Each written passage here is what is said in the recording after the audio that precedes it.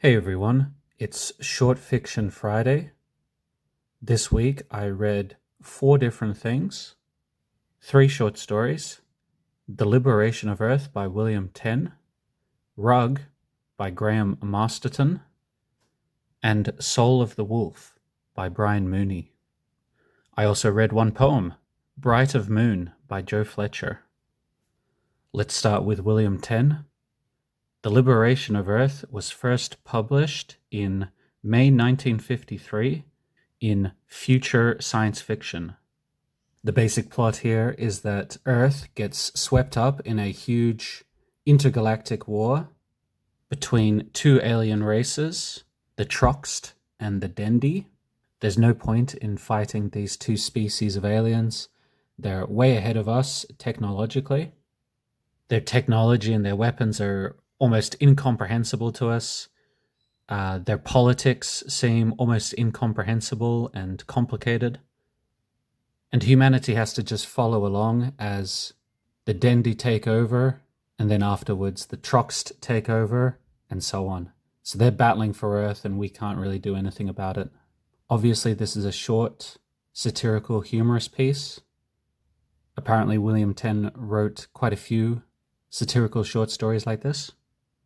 The story is written from the point of view of a propagandized human, and this person is telling us the history of these battles, and the person says how thankful they are to these aliens. This is quite a silly satire. There's a lot of funny turns of phrases, and obviously the larger satirical point is Tenn's kind of pointing out how these smaller countries can get swept up in battles, right? So historically, there's a lot of smaller nations that can't really do anything in the face of much larger powers that compete for them. Historically, I do wonder what he was influenced by, because if this was 1953, possibly the Korean War. Yeah, I'm not too sure. Just a guess. Yeah, this was really good. Often I say in these videos that I'm not a huge fan of humorous science fiction, but maybe I'm being proven wrong here, because I have quite liked some of the stranger, sillier stories in this book. The next 3 pieces that I read were all in the Giant Book of Werewolves. They were all first published in 1994 when this book came out. So next I'll talk about Rug by Graham Masterton. Our main point of view character here is John. He's a young boy, 11 years old, and he's currently staying with another family in Germany. Masterton doesn't fully go into the backstory, but it appears that his parents are stationed at like an American military base in Germany, but also John's parents are divorcing. So it seems like he's staying with family or family friends while this messy divorce is kind of being sorted out a bit. While John is staying with this family, he goes up to their attic, and there's a bizarre wolfskin rug up there. John becomes obsessed with this wolfskin. He thinks it belongs to a werewolf. And then the story goes through some twists and turns. I won't fully reveal it here. This was a good, weird, sometimes perverted short story. Very fast-paced and fun. I've heard Graham Masterton takes real pride in never using standard monsters. There's always some bizarre twist. He's always got very unique takes. That's just the reputation. I'm not sure if that's true. But certainly this story is a weird one. This is not your standard werewolf mythology. Yeah, this was also really good. This is the first Graham Masterton I'd read, and I'm quite happy that I enjoyed it, because I got a big stack of his books there, and I haven't read any of them yet. I've probably got like 15 or 16 of his books. So I'm really looking forward to reading some Masterton novels. All right, the next thing that I read, also in this book, is Soul of the Wolf by Brian Mooney. The setup of the plot here is that there's a Mr. Nugent. He's a wealthy big game hunter, and he wants a wolfskin rug. Kind of a coincidence that I got two stories, both with wolfskin rugs in them. So of course he's out hunting wolves. He's got a couple of Native American trackers helping him hunt the wolves. And Mr. Nugent, obviously you find out he's a real jerk. He doesn't respect the local customs about how you're supposed to kill animals. And therefore, even though he gets his wolfskin rug, he's also cursed.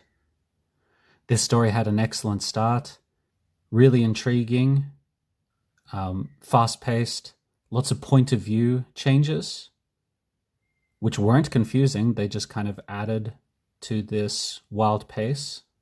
Thematically, I would have liked it to be maybe a little bit more concentrated. The story starts so well with these themes of like the hunter and the hunted and indigenous folklore. And I wanted it to stick a little bit more closely to that stuff. That's what I found most interesting. In the second half of the story, it becomes a little bit more just crazy werewolf stuff happening, right?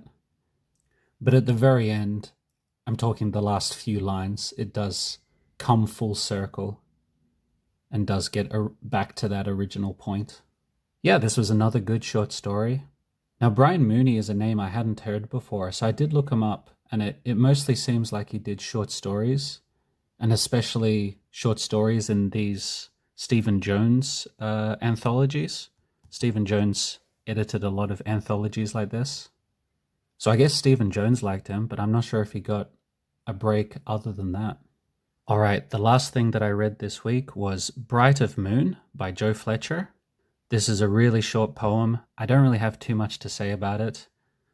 I'm not a poetry guy anyway, so I don't really have too much to say about it. It's very, very short as well. It's like a page and a half. Joe Fletcher is mostly known as an editor, and I think she's also in a lot of these Stephen Jones anthologies. Yeah, this poem was okay. It was fine. Okay, and ranking the short stories, possibly putting them into my big list here. So I'll put up the list of my top 20 short stories. The William Tenn short story was excellent. I'm going to put that number 11.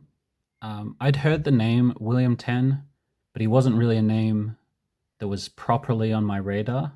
And now I think he is. So I might try to find some William Tenn books.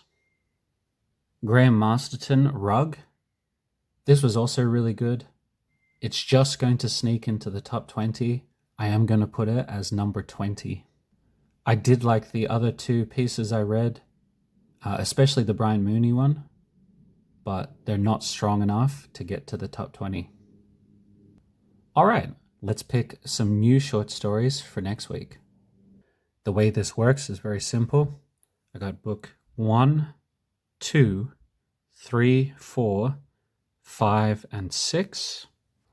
The 6-sided die selects the book. The 12-sided die selects the story within the book. All right, first roll. 5 and 1. That's Dark Love.